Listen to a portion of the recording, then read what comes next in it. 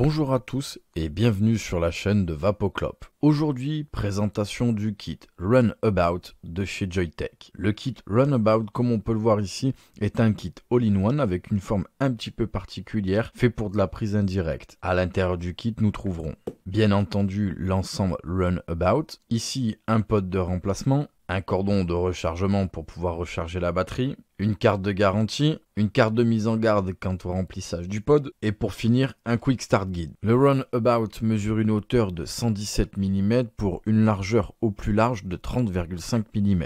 Au sommet, nous avons le pod, en façade, nous avons le bouton Fire, et au niveau du bouton Fire, il y a une LED avec un rappel en bas de la batterie avec une seconde LED. Ces LED-là sont personnalisables. Derrière la batterie, nous avons ici la connexion micro USB pour pouvoir recharger la batterie. Il pèse un poids approximatif de 78 grammes, a une batterie de 480 mAh intégrée et une contenance au niveau du pod de 2 ml. Et ici, il y a plusieurs finitions. Ici, je pourrais saisir le pod et le sortir. Ici, nous avons la pièce buccale.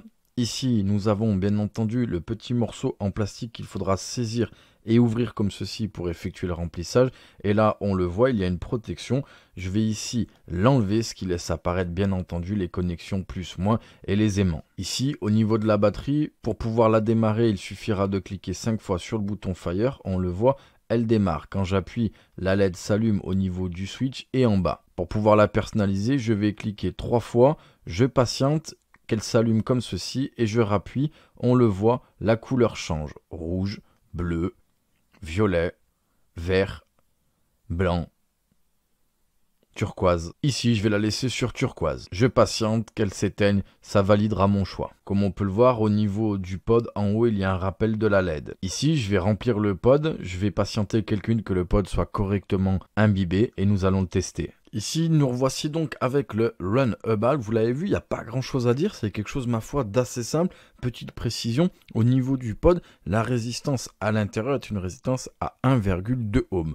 Donc clairement, c'est fait pour les vapoteurs débutants en prise indirecte. Ici, j'ai imbibé le pod, j'ai un liquide menthe en 50-50. Bien évidemment, avec ce genre de kit, nous vous conseillons de ne pas dépasser les 50% de glycérine végétale. Je suis en prise indirecte et on teste ça.